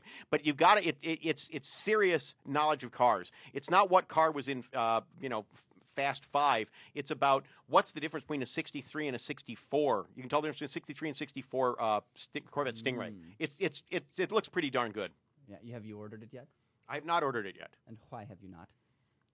Are you afraid it I will have challenge your knowledge of the automobile? No. I have my $50 Amazon gift card from test driving a Fiat Cinquecento Abarth, and so I'm thinking about it. Okay, fair enough. Excellent choices. If you want more information on these picks of the week, visit our website, roundaboutshow.com. You can check out the show notes, find them there, all kinds of other good stuff on our website as well. And we thank Amazon for their support of Roundabout Show. So badass. You said it, Dave Sullivan. Anyway, moving on, it is time, as I promised at the top of the show, to get to our listener-submitted questions. So, we're going to try to do these kind of rapid fire here, so you guys can jump in at your leisure district, at your Canary Wharf Leisure District. Canary Wharf Leisure District. So, first question, is the inline-6 engine the best engine layout? You look at examples like the Ford 300 inline-6, the Mopar slant-6. Fabled for their longevity. BMW's inline sixes, they're great. Is it the best engine layout? If you aren't going to crash the car, inline sixes are spectacular. And if you're not going to try to obsess with a narrow front-wheel drive car because packaging is so tough, they're great. It also is intrinsically the smoothest engine from a primary, secondary, and tertiary vibration Perfect standpoint. balance. It is perfect balance. After an inline 8, which has even more packaging errors. Inline 8 is smoother? Yeah. Is it? No. What about a 60-degree V12? The thing is, a 60-degree V12 is it's better balanced than a 90-degree V8, but it is not as good as an inline 6. Really? Yeah. There's a tertiary vibration in a 60-degree V12 and also in a 60-degree V6. Yeah. And a secondary in a V6, but it's really low order. Okay, Bob, anything else to add? Inline sixes are great engines in terms of smoothness, and the only other disadvantage that doesn't get played up much is because of crankshaft length. The crankshafts can get whippy on them sometimes. They don't rev perhaps as much as some people like, but having said that, they're great engines. I mean, I've always been a fan of inline sixes, and we actually had an inline six program at Proton until the MD, who was just his contract was not renewed, was released. Pretty good. So what's the best inline 6 then? Think fast. Best BMW inline, of some kind. the BMW, the engine that started life as the engine in the original M1 and the last inline 6 in the M3. The S54. Yeah. Sounds right. That would be my V2? pick, absolutely. Yeah, very good. Very raw sounding. Okay, next question. top 3 cars in your dream garage. Bob, why don't you go first? Oh, lucky me. Oh, Well, in no order. Okay, in no order. Isuzu 117 Coupe, which was a Giugiaro design car done in 65, 66. Isuzu started building them in 67, 68. They were basically hand built till probably 71 or 2, and then they did some modifications, integrated the air into the car, and it lasted until 81, believe it or not. In a Japanese car to go from 1968 to 1981, it's a hell of a long time. Absolutely beautiful. I've seen them where the fender mirrors are pulled off, and it's one of those cars you can just sit and look at it, and you can just you try to find a bad line on it, and you can't. Okay. Mm-hmm. And it's underneath. It's a Chevy Love. So what more could you ask for? No, it's not quite that bad, but it was related to the Love. Second car would be a Tatra T700, which was the very, very last Tatra passenger car. They took this T613, which was the project they had where the car was designed by Vignale in Italy. It was an air-cooled V8, as Tatras normally are. The T700 added things like fuel injection, emission control. The chassis was a lot better, and Jeff Wardle did a redesign on it, which actually was evocative in the front of the Tatra T600, which was a really cool car, but not usable enough on a daily basis from my point of view to make it to the garage. And the last one would be the Holden Tirana TT36 concept. Since this is a dream garage, I get to have at least one concept car, which was a slightly smaller than 3 Series 5-door hatchback that Holden did that was inside bigger than a 5 Series and had the GM International V6 in it, and was just a great car that was going to go into production, and apparently Bob Lutz didn't get it, and it didn't get it, which is a pity because it's a really cool car. Very nice choices. I know, Jim, you are a Tatra fan as well. I love Tatras. You were going to go look at a T603, if I remember, up in Sarnia, was it? And it was sold before you got there. Absolutely. Anyway, your top 3. For me, the first one, since it's a dream garage, it's basically a Bugatti Veyron Sang Bleu, but instead of being a Grand Sport, it would be a coupe. This is the car that has the blue-tinted carbon fiber primary body. The front fenders or doors are polished aluminum. Beautiful. And with like a gaucho or a bright tangerine interior. I mean, I absolutely love that car. It's so over the top. Second is a car that's the supercar you can drive every day, and every day you drive it, it'll probably give you just the biggest The Audi dollars. R8. No, LFA. Because the engine in the LFA is just so astonishing. So that'd be there. And then my regular sort of beater car would be a Cadillac CTS-V wagon with a manual transmission. Beater car. Yeah, I mean, that car is tough not to love because it's so over the top. Very good choices, guys. I got to say, there's one thing on the Bugatti that you would always find that in a parking lot. Oh yeah, absolutely. Always find that. Never miss that car. Easy to find. All right, next Where'd up. I park? HTG Herman the German asks, I've been reading that the manual transmission on the Porsche 991 shares plenty of parts with the PDK, Porsche Doppelkupplungsgetriebe. What's up? Is the clutch bone connected to the dog bone? Is anyone driving this train? Basically, they're using almost the same gear sets. The gearing is different on the two cars. And, remember, PDKs are effectively automatic. They're augmented automatic shifting manual transmissions without a clutch. So you can have a mechanical gearbox mated to the PDK system as long as you've got the actuators you need to move the gears around. So it's true. And the truth is I've driven both the cars, and I would take the PDK over the manual. Really, yeah. Bob? It's a smart business case too, because you've only got one basic component you design around. You don't have to. I mean, the gear sets are different. The engineering that went into them is common, and maybe you end up doing something where you can save money, you can make something more reliable. It's a good business decision, quite frankly. Gute Frage, Hermann. Next question. Victor M. Castaneda Jr. asks, the Maserati 5-stroke engine, good idea or bad? Could it be done with today's technology? Bob, why don't you start off? I think that concept is a perfect match for the Saab variable displacement engine. Yes. Which, if you remember, had a block that moved within itself. Variable compression. Variable compression, variable Bob. compression, yes, excuse me. The variable compression, I think they Articulated are made for each other, cylinder okay? head. Yeah, and I think also that the Saab would be the company to buy that technology from Maserati because it would have helped them out of their misery that much sooner. So, Jim, explain the 5-stroke cycle. It is beyond logic. Plain and simply. That's all you need to know. That's all you need to know. No, it's answering a question no one on earth asked. And could it be done with today's technology? Probably, but this is a case of burning cash. Yeah. You could do it, and when you're done, you'd have a solution that's probably far inferior to the, I won't even say the best, but the better regular engines we've got out there now. Let me just throw in, there should be there's two questions here. There should be a third question, okay, that goes back. And the question is, why? Okay. Yeah. I think Maserati did it for the same reason dogs lick themselves. Oh, they can. Yeah. Because it's a leisure. Leisure lick. Our Romanian fan, Catalina Alexa, asks a couple questions here. How would you build the fastest all-terrain car? And he says car, not truck. How would you go about that, Jim? Lots of suspension travel so you can fully articulate stuff, but not articulation for low speed, where you can actually drop one wheel. And because what you want to do, you want to be able to drive very fast and keep the inertial center of the car literally at the center of the earth. And the best way to do that would be lots of suspension travel and probably some type of active suspension system. Like a transverse leaf spring. Wrong. Two transverse leaf. Wrong. And apparently you'd need lots of power because you're going to have a fair amount of unsprung mass because you're going to have very heavy wheels and tires. Yeah. And so, it's that and ground clearance and then a lot of power. I mean, you could probably do it with a very nicely built, probably twin turbocharged GM or Chevy small block. Fair enough. But you have to have lots of ground clearance. Oh, yes. Now, Bob, do you have a different variation on this formula? Well, only slightly. First, I'd consider a Maserati 5-stroke engine for it, okay? But, no. The thing I'd be focusing on, and Jim hit the mechanicals, I'll go do the body. It would have to be monumentally lightweight and incredibly strong, which means you're going to be talking about carbon fiber or titanium forgings. Or some, let's not say we did, okay?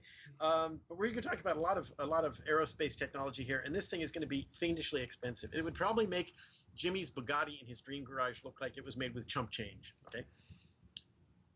Good hustle, team. Next question. We've got one coming in from Mark Malonzo, our RoAB intern. Turbocharged or supercharged? Who wants this one? I'll take it. Go ahead. No, Jim, you go. Turbocharging, a couple of reasons. One, with a supercharger, you still have parasitic losses to drive the compressor that take away the horsepower you're trying to develop.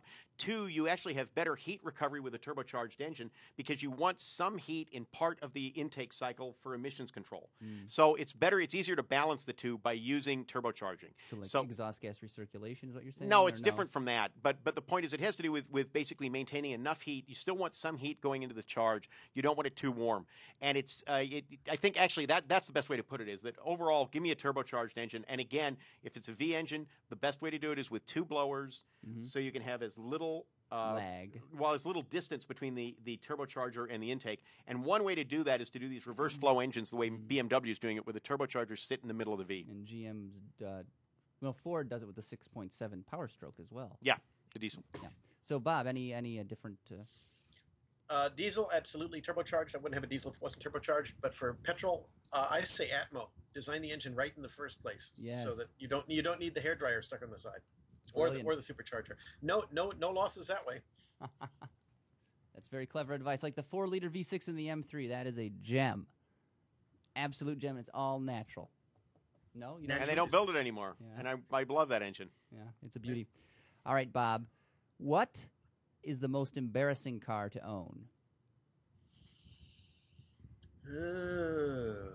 Well, of course, the no-brainer that comes up out of this is a Gremlin. But Gremlins are like so embarrassing, they're cool. Okay, I would think the most embarrassing thing to be seen in would be one of those 4x4 Eagles with fake wood. Them fighting words robe Mr. Stewart. His blood's getting up. His mama bear used to have one of those back in the day. Well, that's great. That's great for mom. Okay, but you asked me. Okay, me. Okay, I mean, if I was in the back seat, I'd be sitting as low as I could, so I couldn't be seen over the window. Very good, Jim. The least Escort. No. It's Escort? The least appropriately named car in American history, of course, the smart car. Plain and simply. Worse than a Probe. Worse than an Aspire. Oh, far worse. Far worse. Celebrity. More embarrassing. Because it says that you don't know what's important in a car. Or, Jim, it says you don't know what a car is. Exactly. It's a car, and I basically both are equally embarrassing. Yes. Yeah. Martin Cooksley asks, should the next Holden Caprice be sold as is to the public, and will this affect sales of the Impala? Anyone? Any takers? Well, first of all, the next Holden Caprice sold as is, it's not out yet. Yes. Okay? When he says sold to the public, if he means in the United States, the answer is probably not. It's answering a question not a lot about people are asking for another expensive Chevrolet. So that's what I'd say about that. Now, if you could sell it as a Buick, that's a whole other story in the U.S. And I think there may be merit for doing that. But you got to differentiate it from the Caprice police car and the Super Sport. All right, Bob, should Lincoln bring back the town car name? And if not, can you think of any better names than MKS? I'm sure a lot of names. Oh yeah, but I mean, bringing the town car name back to me just doesn't make any sense at all, because my image of town car is like, people that I didn't want to hang with. Okay, Yeah. That's just me. MKS, yeah, I'm sure you could come up with better names for Lincoln. I mean, I don't know why they gave up on Zephyr. They was could have. brilliant. I liked Zephyr. It wasn't awful. But I think what is? I think Go the ahead, problem Jamal. with Zephyr was that a lot of people, they attached it to a Mercury beforehand. And I think that tainted the water, to tell you the truth. This Zephyr right here on my desk. Yeah, Craig is showing a 37 Lincoln Zephyr, which is gorgeous. Stunning. Yes. The Hornet drove one of those. He did. A coupe. All right, next question. Roundabout 020 asks, what is your take on rotaries? And Bob, why don't you worked at Mazda, so you might have a little insider info on this one. The rotary engine was a really, really, really neat concept, a great idea, has wonderful applications in aircraft and go-karts, but it's an engine whose time has come and passed, I'm afraid. The rotary, they used to joke about it was not joke about Mazda, they said it was equivalent to a six-cylinder engine with twice the displacement in every area except fuel consumption. And it never was great for fuel consumption because it functions almost like an external combustion engine, the physics involved in it. So it had its time, and maybe if GM got with it and stuck with it and did additional development in addition to GM or to Mazda, maybe it would have gone someplace. But I think it just wasn't right and kind of got overblown. All right, very good. JDM in MD asks, I heard a story years ago about blind people touring a prototype road race venue, and when they sensed the shape of the prototype race cars, the blind people called them ugly. Can you comment on this lack of appeal? Kind of an interesting question. It is, but I don't know what he's referring to, if anything. I don't either. When you talk about prototype race cars, a lot of racing cars really aren't attractive because they're designed to do something. Mm-hmm. And in some cases, the attractiveness of racing cars has been dedicated race cars has been something where it's decreed by regulations involving aerodynamics or not lack thereof and so on. So, and the other thing is it's also subjective. Design is subjective even to people who are sightless. Yeah. And Bob, any? No, I concur with Jim. There are a lot of racing cars that really are not very good looking, but they don't have to be good looking if they win.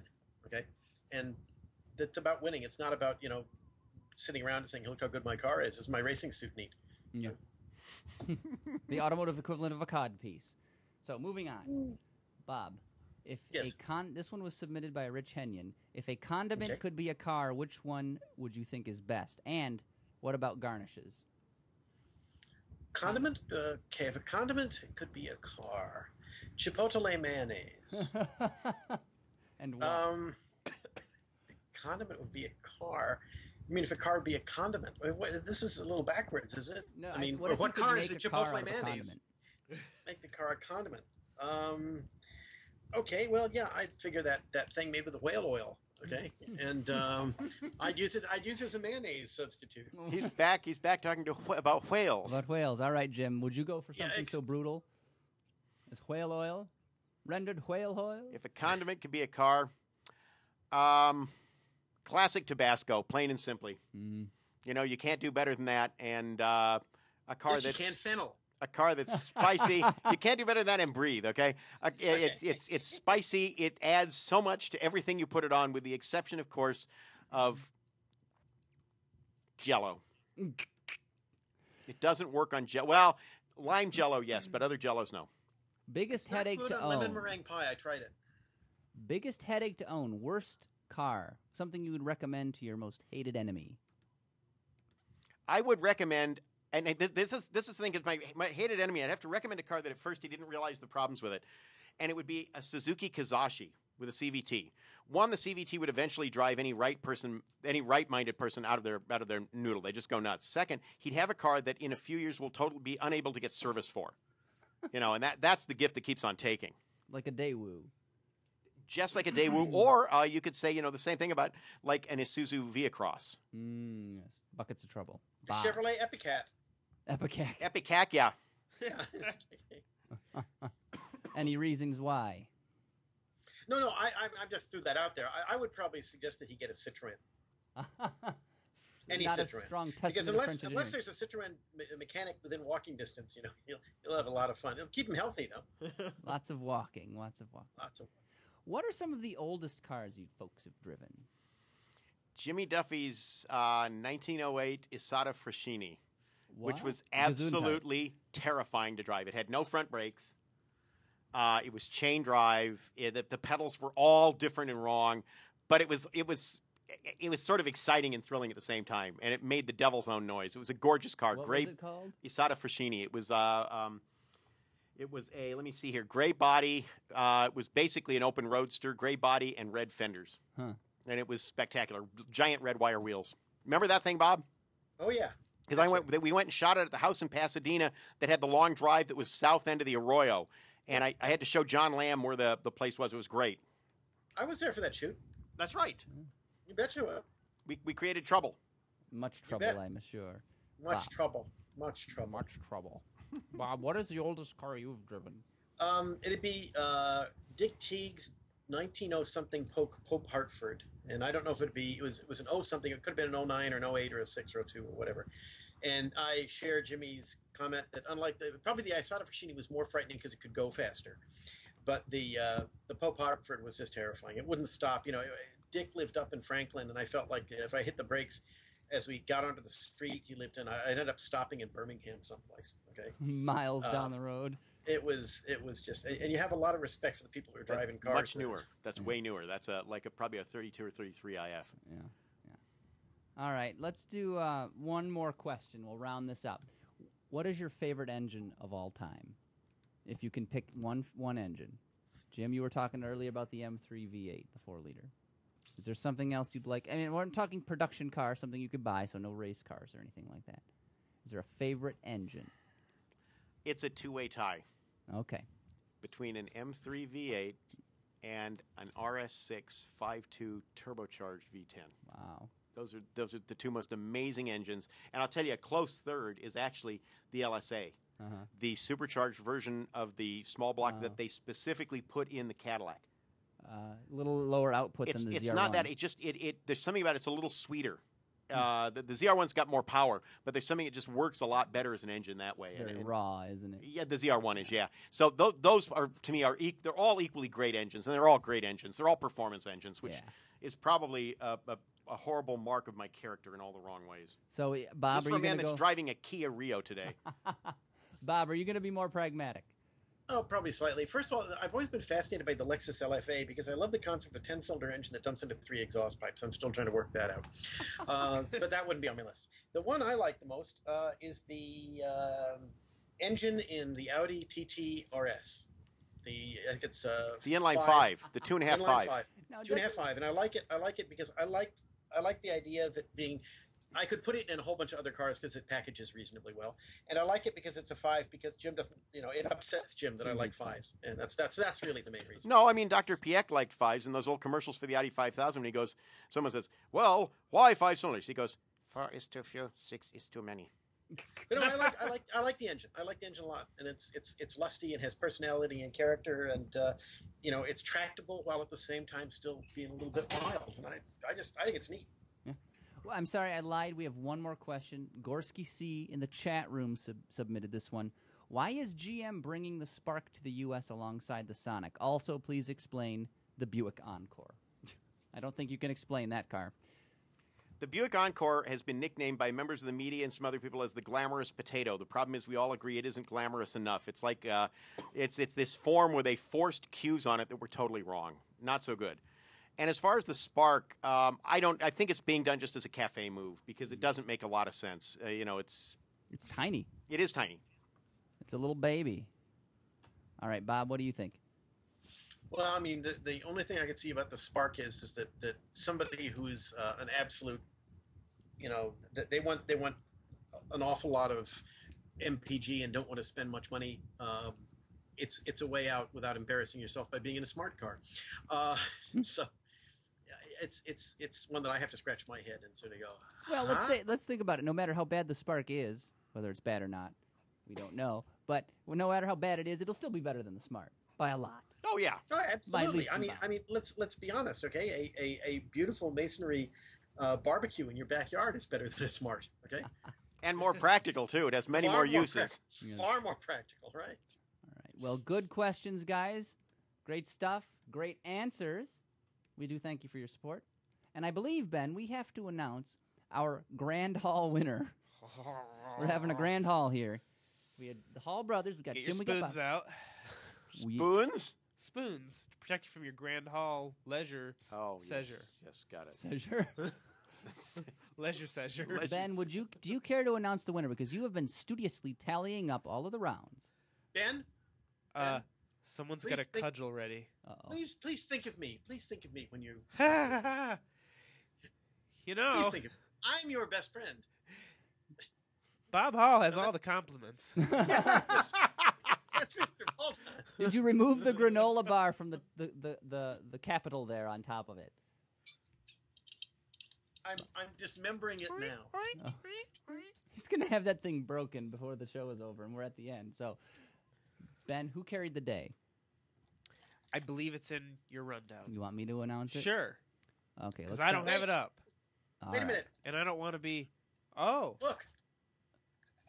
Look, the scepter's full of snacks.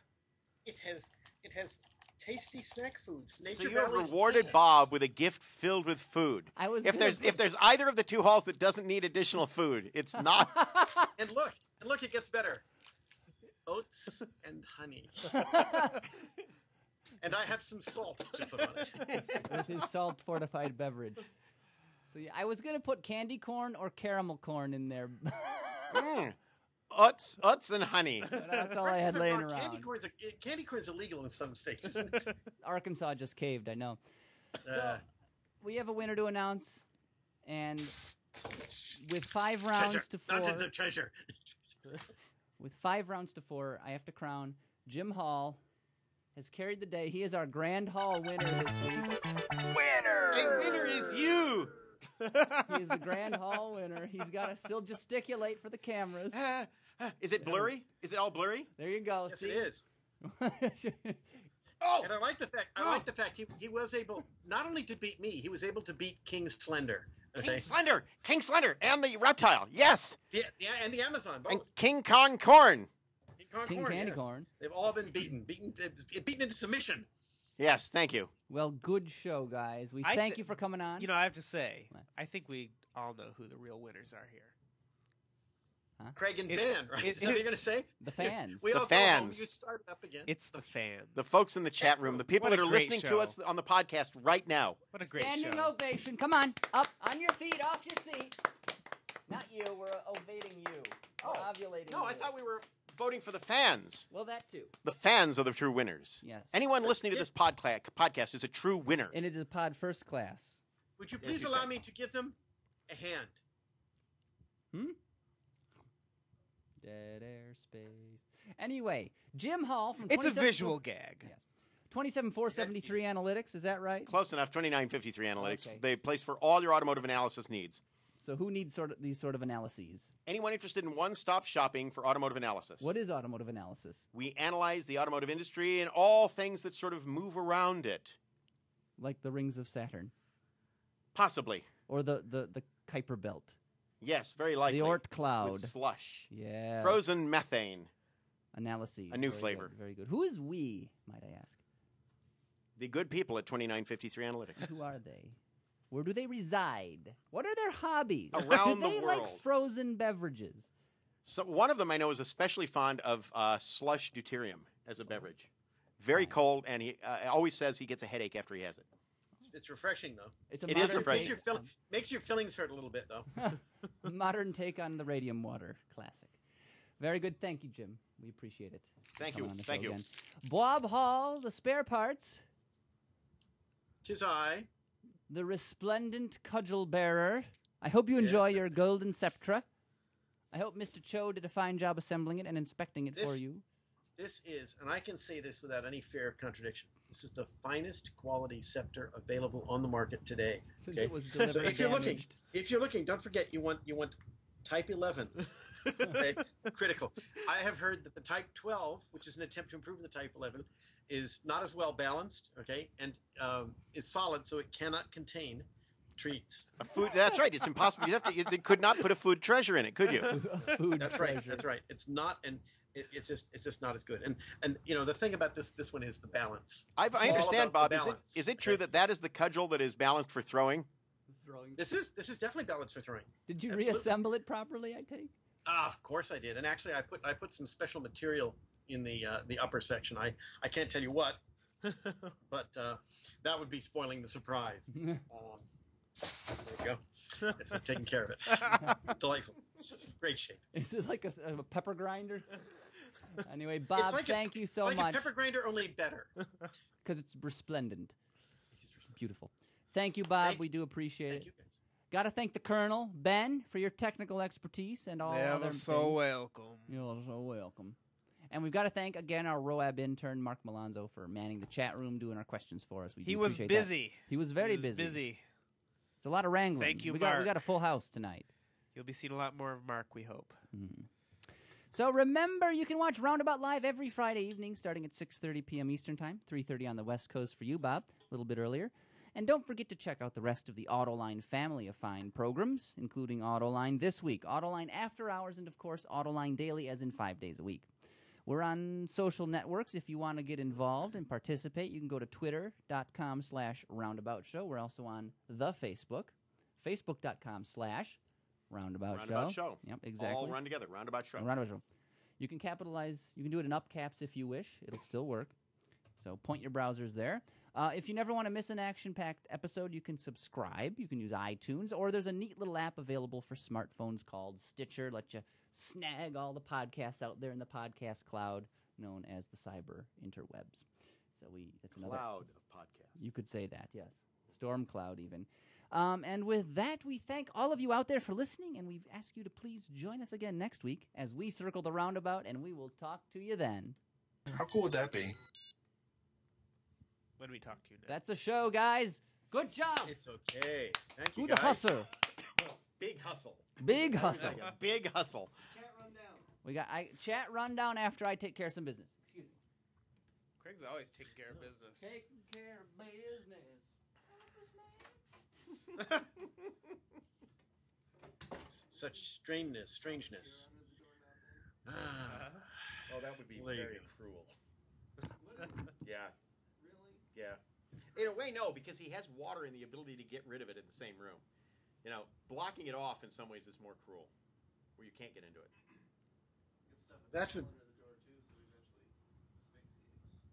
That would be far too cruel. Remember, Bob, you have to be cruel to be mean. You know, I survived the crash by charming small birds from the trees, then drinking their blood to stay alive. What? Do you think it's a cruel story? Actually, that's the cruelest story I've ever heard. No, ever listened to. Actually, that's the cruelest story I've ever listened to. Much better. That is from a wonderful film. One of the best films ever made. You think that's safe to say that, Jimmy? It's one of the finest films ever made by a German production company that tried to disguise a Lufthansa 707 to be Air Force One. Yes, absolutely. That's Yeah. right. And in the dubbed English version, to change the president into a senator. Yes. Yeah. The president was taken over by space aliens. Yes. Okay. And they did it smart. Okay. They did it smart with Santorum. They did it before he got into the campaign too much, and well, so it happened.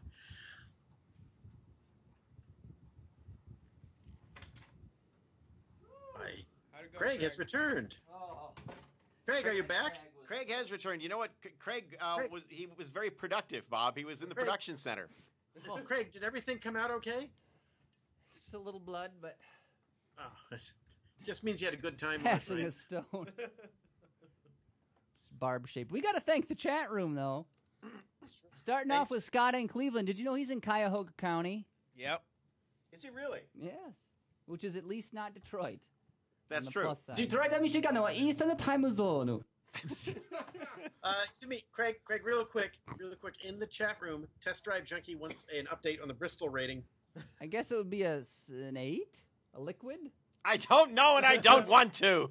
9 Super would be a liquid. gas. Okay. 10 would be plasma. Plasma gas? desiccant. Yes. You need a magnetic field to contain it, or it's just gonna. What was that noise? Some say it only exists in particle accelerators, but That's not true. Yeah, but what are you doing in taking a dump in a particle accelerator? That's what I want to know. there was a Russian guy, a scientist, that got hit by the beam of a particle accelerator in his head. It went through it like he stuck his head in there for some reason and didn't realize it was on. I want to see it. And I the want beam- to see the No, particle. No. The Don't beam you listen. struck I for think his someone head. left a bottle of vodka in here. Vodka. That's right. He reached in. He survived. He had like a burn here and here or something because it went.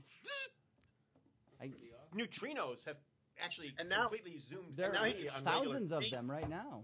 And As we he speak. can now reach. I like to- Go ahead. Oh, I'm tasting the neutrinos. They're delicious. I was gonna say now after getting zapped, he can read, speak, and write Farsi perfectly. Okay. So Scott in Cleveland, thank you, Scott. We've got AM2. Ben, he's waking up with Roundabout in the Waking up morning. morning. He's in the Philippines, Jim. The 12 Philippines 12 hours. is out of different. phase with us. It's 8:19 in the AM where he is. He's Well, that's waking good. up with Roundabout in the morning. What could be better than listening to Roundabout and a big cup of hot Joe? Oh yeah. Ben, what are you that'd doing? be it. Get this out of here. No. I'm telling you, a cup of Joe, a pack of Luckies, that's the breakfast of champions. Well, maybe you could throw in a slab of bacon. Oh. Bacon wrapped Oh, cigarettes. now there's an idea. You Bacon can wrapped smoke silk them and then cigarettes. chew the tobacco that's left over. And it would have like a smoky maple leaf bacon flavor. Salty, too. Mm. Oh yeah. You know, we don't know if cigarette tobacco might be smoky and salty anyway. It might be salty. With all the chemicals they add, adulterants, yes. Next up, Atlas King. Not familiar with that name. Have we had him and or her in the chat room I before? think so. I think Atlas was in earlier too. What? today. Perhaps. Yeah. See, I don't have the chat room up, so I can't see. Ah, okay. Did Atlas King say anything interesting or not, Ben? I don't know. I don't know either. I was unable. He and or she is typing something. He says, "I am Atlas King!" Exclamation. Great. Who else have we got? Ben Sanders. We've got large mentally disabled. He goes by the name Big Ree, if you know what I mean, but we prefer to call him more politically correct, large mentally disabled. Atlas King, by the way, says Mr. Jim Hall is a super genius. What does that? That's pretty unfair to Bob, you know. Atlas. Yeah, it actually is. Yeah, I mean, they are genetic duplicates, right? But you know, it is that thing about the mirror. You know, the mirror. They're duplicates but opposite. You know. Uh-oh, them fighting words. Who I else have have to we look closer got? at the mirror. Huh? I have to look closer at the mirror next time. You should absolutely. You're right. The man in the mirror. The man in the mirror. The man in the mirror. See, you planned that, didn't you, Ben? Who else have we got here? We have got Domino. Better late than never, but she did make it. Better showing up at all. I know. She spurned her friends this week to join us here on Roundabout, to join the Hall family. We are are. breaking podcast We bread. are her friends. All in the family. Thank you, exactly. Domino. No, they had a LaSalle, you know. Well, we don't know if they had it, but it ran great. Yeah. we don't know if they had it. They could Okay. have stolen it or something. Very likely, yeah. And the Very guys that got likely. away with it said, "Your car runs fabulously." She says, "Sorry, I missed a couple weeks. You're forgiven, Domino." And she says, "You are in bold, my friends." Like a friendly Mr. Balton. Who else do we have? Malonzo Mark, the RoAb intern. Thank you, Mark, for your help. We've got Motor City Greek, a.k.a. Obi-Wan Manoli. Did you skip Gorski? Did I skip Gorski? I did. Wow. No, That's I wouldn't. kinda. Or were you saving him for last? I was last saving the him best for last. is Ben. last. And you've Covering spoiled my tracks. everything. Covering my Sorry. tracks. He's used to Connecticut being forgotten about, Craig. It's the forgotten state, isn't it? First of all, pronounce it correctly. Connecticut. Connecticut. Well, actually, Jim, if we're going to pronounce it right, we'll put a silent J in the middle like they did in the state newspaper once. Connecticut. No way. They misspelled their own state. In the Oh yeah, that's well. What about? on the front page, no less. But They cut you corners. I don't know if you know about Americia. I'm not familiar with it. AM. Is it a hair product? Amercia, Amercia. Craig lies. All right. Who else have we got? Mark Malonzo, Motor City Greek, Mud Monster, a stalwart in the chat room, Ben. Coming out of the swamps, haunting people. Roundabout 946.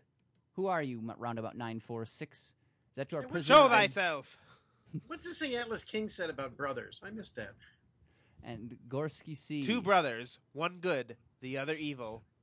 Which, I wonder, will win? We will eliminate the G-Man. All right. Well, now I understand. Okay. Who else have we got? Gorsky C, of course. He says Craig lies, and Connecticut is the land that God forgot. It's the Lord's blind spot, right? That's sad. It's the in-between state. It's like if you're going to New York or Pennsylvania, you have to drive through. Connect. The It same- connects other states. Pennsylvania? Pennsylvania. Pennsylvania and Connecticut, right? Wrong. Huh? No. It's close enough. Not No, to they drive. have a common- You can go. Jim, hang on. They have a common Lordy. border. It's called New York. When you got New York and Jersey in the middle. But New York's a common border between the two. So roundabout Wait, 946. New York, and my brain.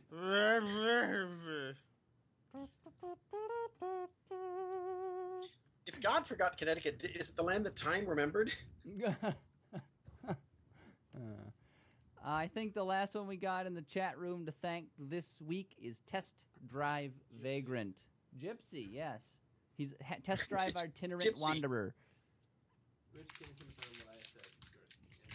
Yes, Rich corroborates what you say, Gorski. Anytime I speak of that state. That is a show, folks. We all hope you enjoyed it. We do hope you join us again next week. We cannot promise that we will have such illustrious guests as the Halls, but, you know, we'll work on something. There will be people here. There will be a show. Warm bodies. Entertainment will beating- happen Beating pulses. if you want it to. If anybody's going to beat Gunsmoke, it's going to be The Roundabout. man with no shadow will ensure there's entertainment. That is correct. He promises you the world, you know, Bob. And he's paying. He's buying them all with cash. With cash, that's right. All right. Thank you, chat room. Thank you for everything. We must settle on a title, I'm afraid. Oh, I say halls to the wall. Kind of like Halls to the Wall. Deck the halls. We didn't do any decorating, though, did we? I don't mean that kind of decking. Oh. Whoa. Grand Hall competition? Grand Hall seizure, maybe?